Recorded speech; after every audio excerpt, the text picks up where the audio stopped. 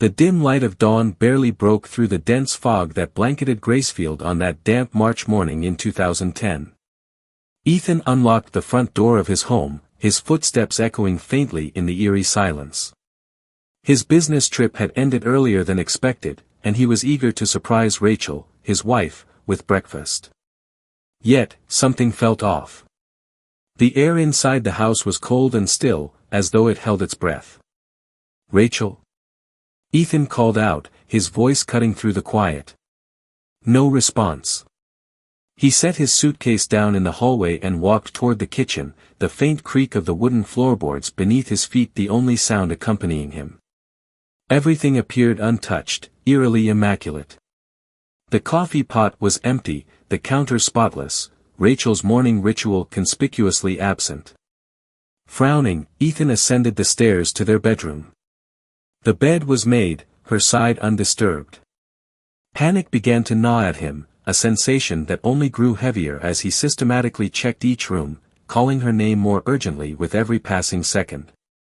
His heart pounded in his chest as he descended into the basement, the last place he could think to look. The sight before him stopped him cold. Rachel lay sprawled on the cold concrete floor, her lifeless body illuminated by the dim, flickering light of a single bulb. Her face, once vibrant and full of life, was pale, her eyes closed as if she were merely asleep. But the scene was far from peaceful. A leather whip was tightly coiled around her neck, its dark handle resting ominously against the floor. Ethan dropped to his knees, a guttural scream of anguish tearing from his throat. His trembling hands hovered over her, afraid to touch, afraid to confirm the unthinkable. Tears streamed down his face as the reality of her lifelessness sank in. "Rachel, no, no, no." Shaking, he fumbled for his phone, dialing 911 with trembling fingers. When the operator answered, his voice broke. "It's my wife, she's dead. In the basement. Please, send someone."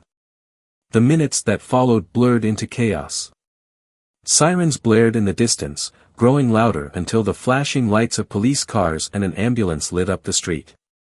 Officers swarmed the house, carefully sectioning off the basement as Ethan, inconsolable, was led outside by paramedics. Neighbors began to gather, murmuring in hushed tones as they watched the scene unfold, their curiosity laced with fear. Inside the basement, detectives combed through the scene. The whip around Rachel's neck immediately caught their attention. It was an odd and disturbing detail, one that didn't fit neatly into any explanation. They noted the lack of a struggle, the peculiar placement of objects in the room, and the faint scent of something metallic lingering in the air. "This isn't just a simple accident," one detective murmured, his gloved hand brushing against the edge of the whip. His partner nodded solemnly. As Rachel's body was carried out on a stretcher, covered by a white sheet, Ethan sat on the porch steps, his head in his hands.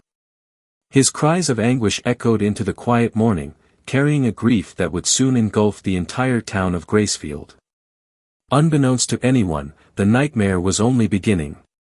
Long before Father Gabriel McAllister arrived in Gracefield and became its moral compass, his life was a far cry from the serene facade he now presented. In his younger years, Gabriel was a man tormented by dualities, an unyielding devotion to God and a simmering shadow of forbidden desires. Before donning the clerical collar, he had briefly ventured into a hidden world of submission and dominance, one he never expected to find intoxicating. It started innocently enough, a chance encounter with a kindred spirit, a woman as devout as he but equally drawn to the unconventional. They met in the anonymity of a distant city, their meetings cloaked in secrecy and wrapped in the thrill of the forbidden. She was confident, knowing, her voice soft but commanding. Gabriel had never experienced anything like the sensation of surrendering control, the paradox of feeling utterly free while bound by someone else's will. Their encounters were fleeting but transformative, leaving an indelible mark on him. Then, just as quickly as it began, it ended. She moved away, leaving Gabriel in the ashes of what they had created together. Alone and ashamed, he vowed to bury those desires deep within himself, where he believed they could never resurface. He entered the seminary soon after, throwing himself into his studies with zeal, hoping that the sanctity of his new path would purge him of the memories that haunted him. When he arrived in Gracefield years later, he was a different man. Or so he thought. The town welcomed him with open arms. He was warm, compassionate, a pillar of strength for a community that prided itself on tradition and faith. Parishioners praised his sermons, his unwavering dedication, and his willingness to lend an ear to anyone in need. He became a confidant, a guide, and for many, a symbol of moral integrity. Yet, despite the years of devotion, the memories of his past life never truly faded.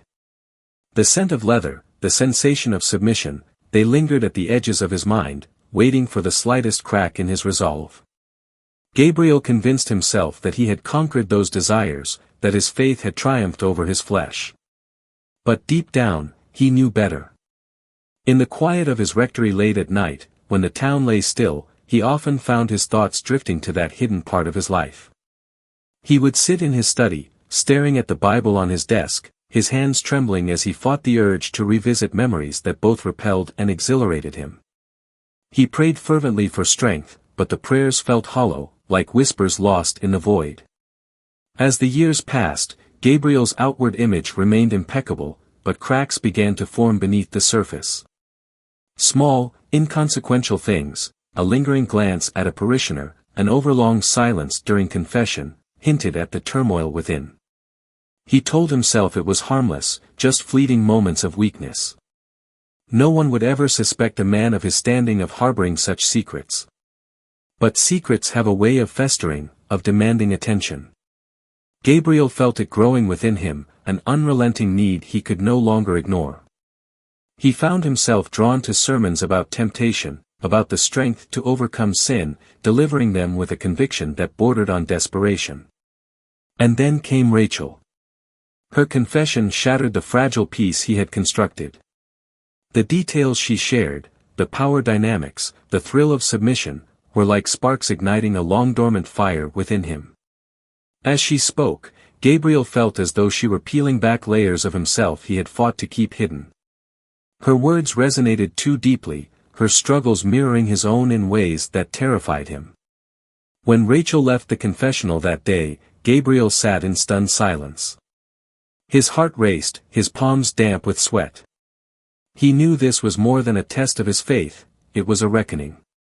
The desires he had buried so deeply now roared back to life, refusing to be silenced. He resolved to help her, or at least that's what he told himself. But as days turned into weeks, it became clear that his intentions were far from pure.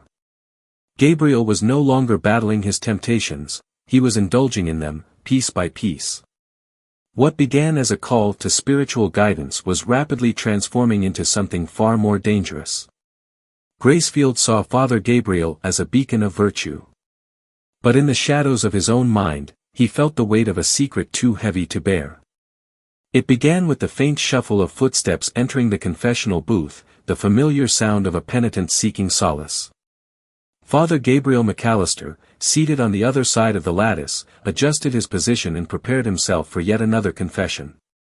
He expected the usual, a strained marriage, an unkind word said in haste, or perhaps doubts about faith.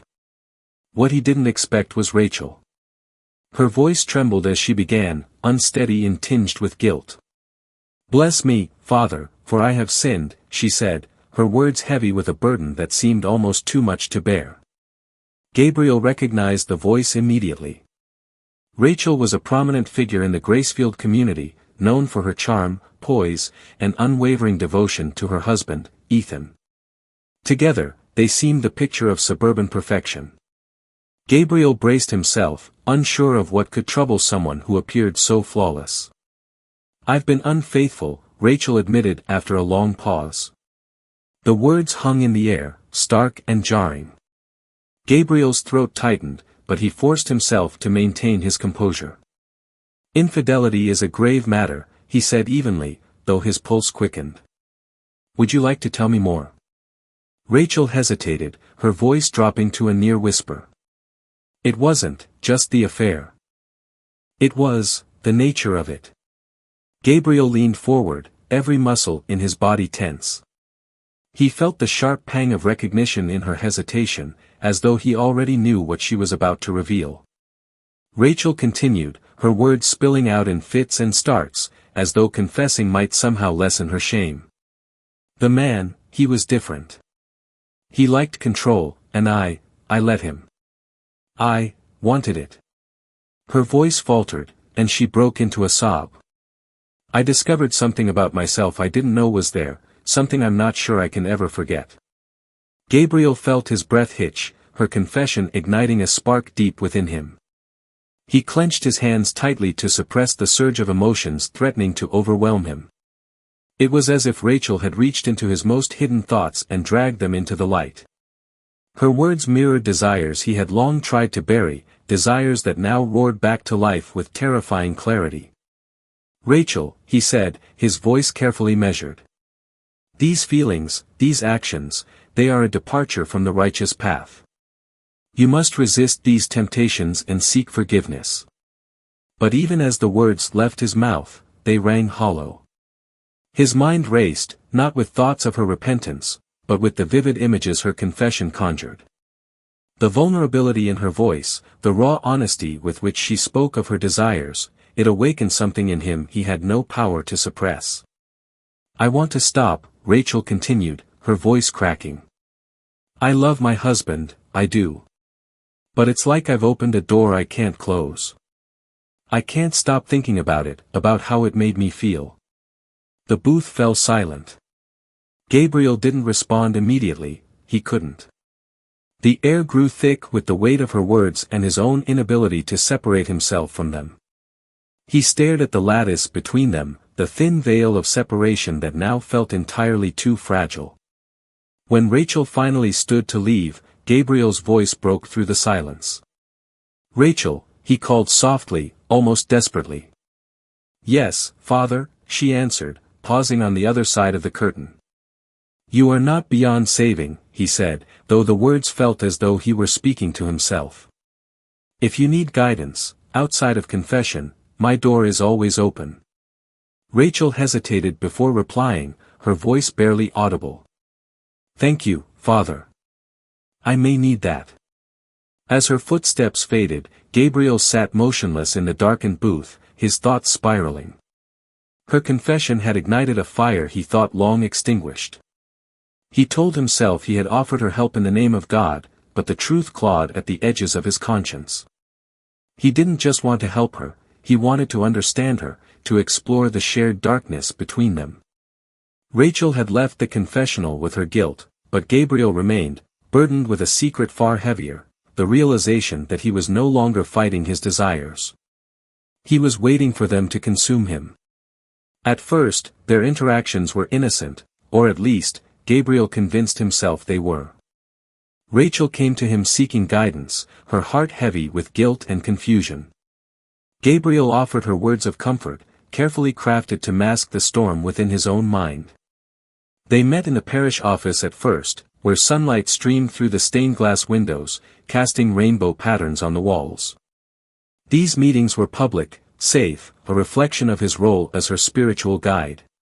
But the air between them was charged with something unsaid, something growing darker with each encounter. Rachel confided in him about her crumbling sense of self, about the internal war between her desire for redemption and her yearning for the forbidden. Gabriel listened intently, his hands folded neatly on his desk, though his thoughts were anything but orderly. He rationalized his growing attachment to her, telling himself it was his duty to help her. Yet, deep down, he knew the truth, it wasn't just her salvation he was interested in. Their meetings soon moved to Rachel's home, under the guise of privacy for their increasingly personal conversations. At first, they sat in her living room, a neutral space that still carried the aura of respectability. But even there, the tension was palpable. Rachel's words grew more candid, her descriptions of her past affair more vivid. Gabriel found himself clinging to every detail, his curiosity bordering on obsession. Do you ever feel like a part of you is missing? Rachel asked one afternoon, her voice soft but laden with vulnerability. She sat across from him, her posture open yet tentative. Gabriel hesitated. The question felt pointed, though he knew it wasn't meant to be. Yes, he admitted, his voice low. But it's my duty to suppress that part of myself. To deny it. Rachel nodded slowly, her eyes searching his. And does it ever go away? No, he replied, his gaze meeting hers for a moment too long. It doesn't. It was during one of these meetings that Rachel suggested they move to the basement. She explained that it was quieter there, more secluded, a space where she could speak freely without fear of interruption. Gabriel agreed, though his heart pounded as he descended the narrow staircase behind her. The basement was dimly lit, the air cooler and heavier than the rest of the house. It was sparsely furnished, a couch, a small table, and a few shelves along the walls. But it was the corner of the room that drew Gabriel's attention. There, partially obscured by shadows, were remnants of Rachel's past life, a neatly coiled leather whip, cuffs, and other items he didn't dare name. Rachel noticed his gaze and cleared her throat. I should have put those away, she said quickly, her cheeks flushing. Gabriel shook his head, his voice steadier than he felt. It's all right. This is part of your story. Their conversations in the basement grew increasingly intimate, their boundaries blurring with every word spoken. Gabriel asked questions he had no business asking, probing Rachel about her desires, her feelings, and the exhilaration she had experienced in her affair. Rachel, trusting him as her priest, answered honestly, her words drawing them both into dangerous territory. It wasn't long before their interactions crossed the line from emotional to physical. It happened one evening, after Rachel described in painstaking detail the moments she missed most about her forbidden encounters. Gabriel's resolve crumbled. The space between them dissolved as he reached for her, his hand trembling as it touched her cheek. Gabriel, she whispered, his name slipping from her lips like a secret. He hesitated for a moment, the weight of his title, his vows, and his faith pressing down on him. But it wasn't enough to stop him. The kiss that followed was tentative at first, then urgent, years of repression spilling out in an instant. From that moment, their relationship spiraled into an affair that consumed them both. The basement became their sanctuary, a place where they could indulge in the desires they had both kept hidden for so long. But with every stolen moment, every whispered promise, the walls of secrecy closed in tighter around them. Gabriel told himself it was love, a connection ordained by some higher power. Rachel, however, was less certain. She was torn between the exhilaration of their forbidden intimacy and the crushing guilt of betraying her husband and her faith. Unbeknownst to them, the town of Gracefield was beginning to notice. Whispers spread among the parishioners, fueled by Gabriel's absences and the odd hours at which his car was spotted parked near Rachel's house. The sanctuary they had created was fragile, and it was only a matter of time before it would shatter. The whispers in Gracefield began as faint murmurs, easily ignored, but they soon grew into a crescendo of suspicion that Rachel could no longer tune out. The once welcoming smiles of neighbors were replaced with tight-lipped stares, their eyes lingering just a moment too long. The town's air, usually filled with idle gossip about gardens and Sunday services, now carried an undercurrent of something darker, a growing sense that secrets were being unearthed. Rachel felt the weight of the town's scrutiny with every step she took. At the grocery store, she overheard hushed voices from two women by the produce aisle. "She's been acting strange, hasn't she?" one whispered. "Always so perfect, but look at her now. Something's not right." Rachel's hands trembled as she reached for a bag of apples, her cheeks burning with the sting of unspoken accusations. At home, the pressure became unbearable. Ethan, her husband, remained blissfully unaware of the rumors swirling around his wife. He was a man of routine, focused on work and his responsibilities within the community, leaving Rachel ample time for her secret meetings with Gabriel. But now, every time Ethan entered the room, Rachel felt her pulse quicken. Every benign question, "How was your day?" or "Did you run into anyone at the store?" felt like a veiled interrogation. Rachel's paranoia grew. She began avoiding social gatherings altogether, fearful of the sideways glances and pointed remarks she imagined were being hurled her way. When her best friend, Hannah, invited her over for coffee one afternoon, Rachel hesitated but ultimately agreed, desperate for a reprieve from the isolation. Hannah welcomed her warmly, the familiar comfort of their friendship briefly soothing Rachel's frayed nerves. They sat at the kitchen table, mugs of steaming coffee between them, talking about trivial matters, weather, recipes, and neighborhood gossip.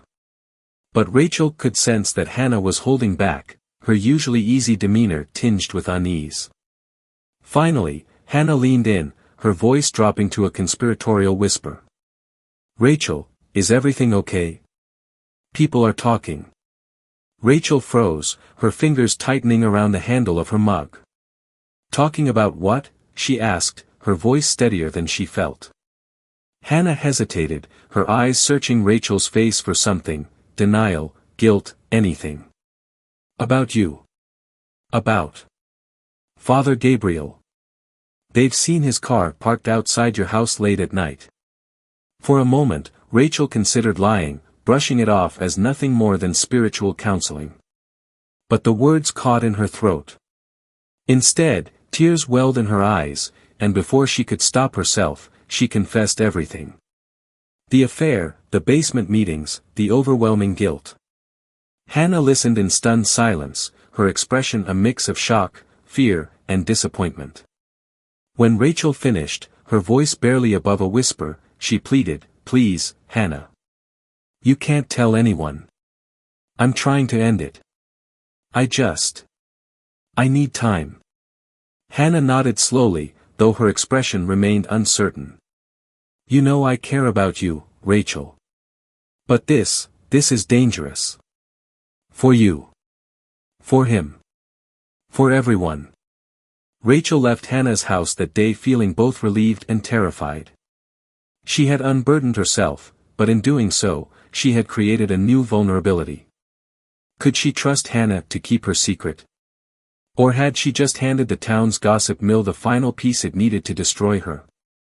Meanwhile, Gabriel was struggling under his own weight of the mounting pressure.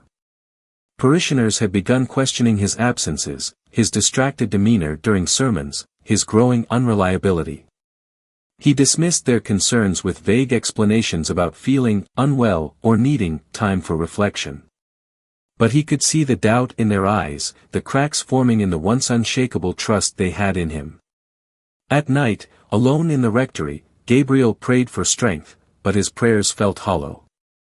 His thoughts were consumed by Rachel, her voice, her touch, her confession.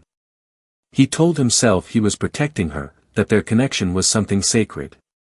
But deep down, he knew it was a lie. Their affair wasn't sanctified, it was a wildfire, spreading uncontrollably and threatening to engulf them both. Rachel, too, knew their time was running out. The sanctuary they had built in the basement was crumbling under the weight of guilt, suspicion, and fear. Every glance from a neighbor, every subtle shift in Ethan's tone, felt like an accusation. Her once perfect life was unraveling, and the only way to stop it was to end things with Gabriel. But how do you extinguish a fire that's already raging out of control? The night Rachel chose to end everything was heavy with the weight of inevitability. A storm had rolled into Gracefield, the sky split by flashes of lightning, and the distant rumble of thunder seemed to echo her own turmoil. She paced the basement floor, her arms wrapped tightly around herself, rehearsing the words she would say to Gabriel. "This has to end. You have to leave. We can't do this anymore." The basement, their secret sanctuary, felt oppressive now. The air was stifling, and the once quiet corners seemed to harbor shadows that whispered accusations. On the small table in the corner, the leather whip, a relic of their forbidden relationship, lay coiled like a venomous snake, its presence a stark reminder of how far they had fallen. Gabriel arrived just after 9 p.m., his clerical collar absent and his usual composed demeanor replaced with a nervous energy. His car headlights briefly illuminated the driveway before disappearing into the stormy night. Rachel waited at the top of the stairs as he let himself in, her heart pounding in her chest. "Rachel, he greeted her, his voice low but warm, as if nothing had changed. His eyes searched hers for the familiar spark of their connection, but what he found was something colder: resolve. "We need to talk," Rachel said, her voice steady despite the tremor in her hands. Gabriel followed her down to the basement, his unease growing with every step. The basement's dim lighting cast harsh shadows, and the storm outside seemed to intensify, rain hammering against the small windows. Rachel turned to face him, her back against the cold concrete wall. "Gabriel," she began, "this has to stop. We've gone too far, and I can't do it anymore. I love my husband.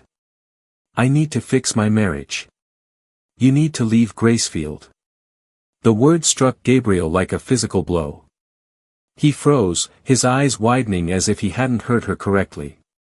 "Rachel," he said, his voice a mix of disbelief and desperation. "You don't mean that. What we have, it's real. It's not something you can just walk away from." "It was never real," Rachel snapped, her tone harsher than she intended. She took a step forward, her hands clenched at her sides. "It was a mistake. A horrible, selfish mistake." Gabriel's composure crumbled. The man who had once been a pillar of Gracefield now looked like a shadow of himself, haunted, desperate.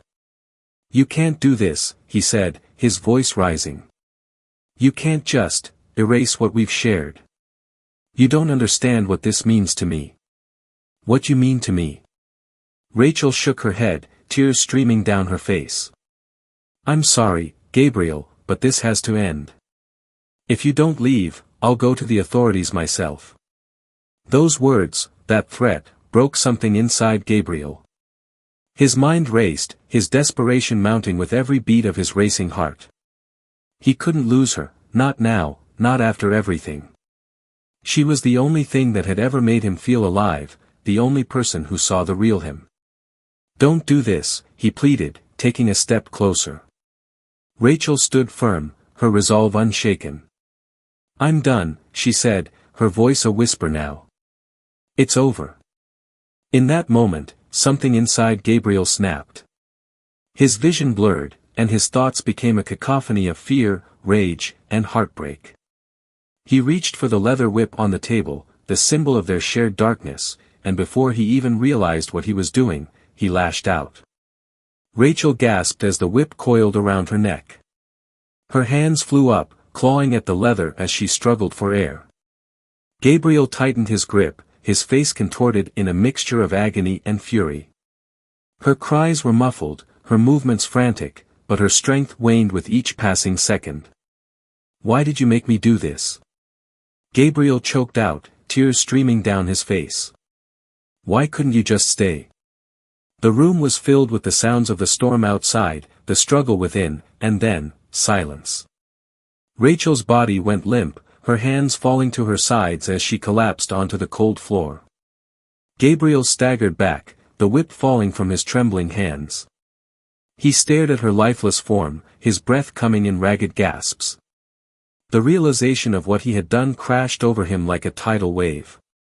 "No," he whispered, his voice breaking. "No, no, no."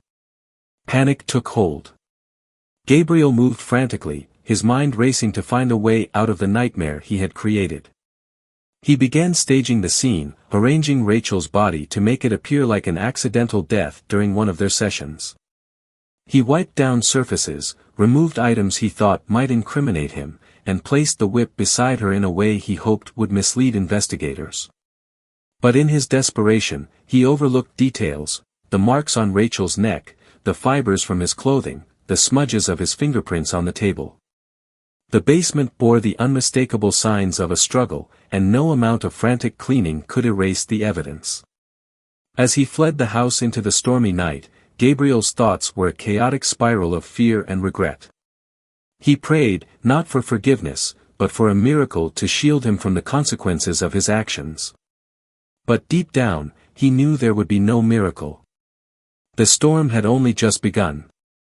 The morning after the storm, Gracefield awoke to a tragedy that would shatter its veneer of serenity. Ethan returned home from his business trip to find Rachel's lifeless body sprawled in the basement. His anguished cries drew the attention of neighbors, who quickly called the police. Within minutes, flashing lights illuminated the house as officers and forensic experts descended upon the scene. At first glance, the death appeared to be a tragic accident. The leather whip coiled loosely near Rachel's neck, the dimly lit basement, and the intimate items scattered throughout the room suggested a BDSM session gone wrong. The officers, though uneasy with the grim tableau, were prepared to file it away as an unfortunate mishap. But as the forensic team combed through the details, inconsistencies began to emerge. The marks on Rachel's neck were irregular, not consistent with accidental strangulation. They showed signs of a struggle, faint bruises forming a distinct pattern that suggested force had been deliberately applied. The whip itself bore smudged fingerprints, and fibers from a clerical garment, a material distinct from anything in Rachel's home, were found near her body. Detective Allison Ward, the lead investigator, stood in the basement, her sharp eyes taking in every detail. "This doesn't add up," she muttered, gesturing to the forensic pathologist. "The angle of the bruises, the positioning of the whip, it's staged. Someone wanted this to look like an accident." The investigation intensified. Officers canvassed the neighborhood, gathering statements from neighbors who had seen strange activity around the house. Several mentioned spotting Father Gabriel's car parked outside Rachel's home at odd hours over the past few weeks. One neighbor, hesitant but ultimately cooperative, recalled seeing him leave the house late on the stormy night Rachel died. Meanwhile, Ethan, heartbroken and bewildered, was questioned by the police. His grief was genuine, his alibi solid. "Rachel never mentioned anything about trouble," he told Detective Ward, his voice cracking. "She was always so composed. If there was something wrong, why didn't she tell me?" The breakthrough came when an anonymous tip reached the police. The caller, who refused to give their name, claimed that Rachel had been having an affair with none other than Father Gabriel McAllister. This revelation sent shockwaves through the investigation. Gabriel, the beloved priest of Gracefield, a man of God and a pillar of the community, now stood at the center of a growing scandal. Detective Ward wasted no time. She ordered a search of the rectory, where investigators discovered a series of incriminating items. A leather jacket bearing fibers that matched those found on Rachel's body. A series of cryptic notes, pieces of paper with fragments of prayers mixed with what appeared to be personal confessions. Most damning were phone records that revealed late-night calls between Gabriel and Rachel in the weeks leading up to her death. When Gabriel was brought in for questioning, the man who had once commanded respect and admiration looked haggard and worn. His usually composed demeanor was replaced with a nervous energy, his hands trembling as he spoke. "I was trying to help her," he said repeatedly, his voice strained. "She came to me, seeking guidance. I only wanted to help." But the evidence told a different story. Witnesses corroborated the timeline of events, placing Gabriel at Rachel's house the night of her death. The whip bore traces of his fingerprints, and the fibers from his clothing provided a damning connection to the scene. Even Gabriel's car tires left faint impressions in the muddy driveway, their pattern matching tracks found outside the house. As the investigation unfolded, more cracks appeared in Gabriel's facade. Parishioners came forward, recounting his recent absences and distracted behavior. One recalled overhearing a tense conversation between Gabriel and Rachel after a Sunday service, though they hadn't thought much of it at the time. Another mentioned seeing him sitting alone in the church late at night, staring blankly at the altar as if seeking forgiveness for an unspoken sin. The final nail came when forensic analysis confirmed that the marks on Rachel's neck matched the strength and angle of Gabriel's grip. Coupled with the fibers, the fingerprints, and the timeline, the case against him was airtight. On March 12, 2010, Father Gabriel McAllister was formally arrested and charged with first-degree murder. The news sent shockwaves through Gracefield. The man they had once revered was now at the heart of a scandal that threatened to tear their community apart. As Gabriel was led away in handcuffs, the crowd that had gathered outside the station watched in stunned silence. Whispers of betrayal and disbelief rippled through the town, mingling with the hum of news cameras capturing the fall of a man who had once been considered untouchable. For Gracefield, the nightmare was only beginning. The trial of Father Gabriel McAllister began on a cold October morning in 2010. Gracefield, once a quiet and unassuming town, was now the epicenter of national attention. Reporters swarmed the courthouse, their cameras flashing as Gabriel was escorted inside in handcuffs. The man who had once stood as a beacon of faith and morality now appeared gaunt and broken, his clerical collar replaced by a simple prison uniform. Inside the packed courtroom, the atmosphere was charged with tension. Residents filled the pews, their faces a mixture of disbelief, anger, and sorrow. Some had come seeking answers, others sought closure. All of them shared a grim curiosity: how could a man they had trusted so completely commit such an unspeakable act? The prosecution, led by the sharp and methodical James Vickers, wasted no time in laying out its case. In his opening statement, Vickers painted a damning portrait of Gabriel as a man consumed by obsession, someone who had allowed his forbidden desires to drive him to murder. He described Rachel's death not as an accident but as a deliberate act of violence, born from desperation and rage. "We are here today," Vickers declared, his voice steady, "because Father Gabriel McAllister betrayed his vows, his community, and the sanctity of human life. This was not a moment of weakness, it was premeditated murder." The evidence presented was overwhelming. Forensic experts took the stand, detailing the findings that linked Gabriel to the crime. They described the marks on Rachel's neck, the fibers from his clothing, and the fingerprints on the whip. Photos of the staged crime scene were displayed for the jury, their disturbing nature causing audible gasps from the spectators. Clara, Rachel's best friend, provided key testimony. Her voice trembled as she recounted Rachel's last days, describing her friend's fear and decision to end the affair with Gabriel. "She told me she was scared," Clara said, her eyes glistening with tears. "She wanted to end it, to fix her marriage, but she didn't know how to face him. She was terrified of what he might do." Witness after witness took the stand, their testimonies further solidifying the case against Gabriel. Parishioners spoke of his erratic behavior in the weeks leading up to the murder, his absences, his distracted sermons, and his increasing agitation. Neighbors testified to seeing his car at Rachel's house on the night of her death, and one even recalled hearing raised voices coming from the basement. Gabriel's defense team struggled to counter the onslaught of evidence. They argued that Rachel's death was a tragic accident, the result of consensual BDSM play gone wrong. They presented Gabriel as a man overwhelmed by guilt and sorrow, someone who had made mistakes but was not a cold-blooded killer. But their argument crumbled under the weight of the prosecution's case. The jury was shown the timeline of events, phone records, and text messages between Gabriel and Rachel that revealed the obsessive nature of their relationship. The prosecution hammered home the inconsistencies in Gabriel's story, exposing his attempts to cover up the crime as deliberate acts to avoid justice. Throughout the trial, Gabriel remained stoic, his face a mask of detachment. He showed little emotion as the prosecution dissected his actions, though there were moments when his composure faltered. When Rachel's autopsy photos were displayed, he closed his eyes tightly, his lips moving in a silent prayer. The trial lasted for weeks, each day bringing new revelations that deepened the town's sense of betrayal. By the time the closing arguments were delivered, the jury had heard enough to form a clear picture of what had transpired. The prosecution's final words lingered in the air: Father Gabriel McAllister used his position of trust and authority to manipulate and destroy. He ended Rachel's life in a desperate attempt to protect his own secrets.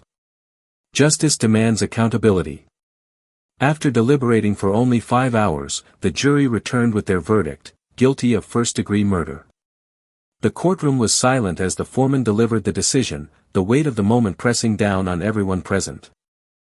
Gabriel sat motionless, his face pale, as the words sank in. The judge, addressing Gabriel directly, condemned his actions as a gross violation of trust and humanity. You were entrusted with the spiritual guidance of this community, and instead, you brought it to its knees, she said.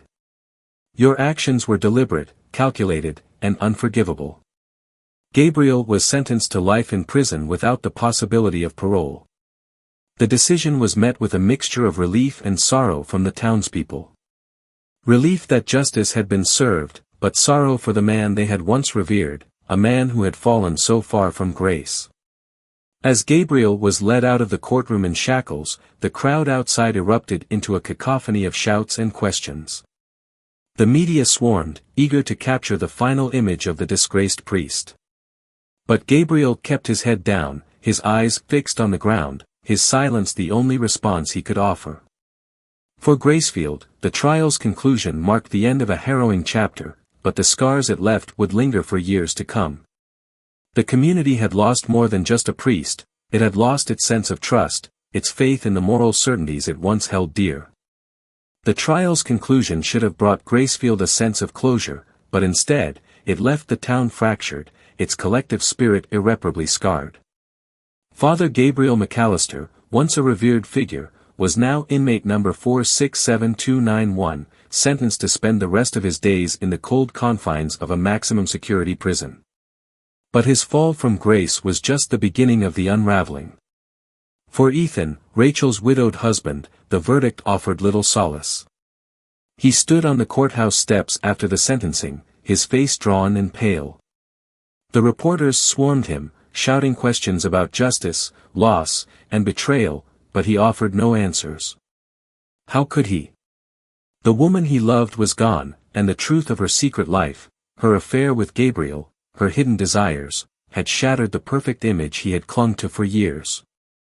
Ethan returned to the empty house that had once been their home, now a monument to the tragedy. The basement, once a secret haven for Rachel and Gabriel, had become a symbol of everything he had lost.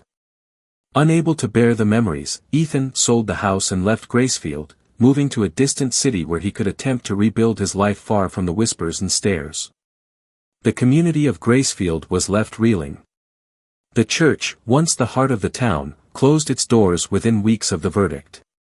Parishioners stopped attending services, their faith shaken not only in their priest but in the very institution that had allowed such a betrayal to fester.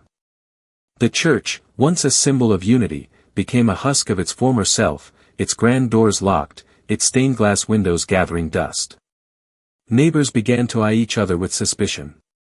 If Gabriel, the moral leader of the town, could harbor such darkness, who else might be hiding secrets? Gossip ran rampant, fueled by the scandal, and the tight-knit bonds that once held the town together began to fray. For Gabriel, life in prison was a stark and brutal reality.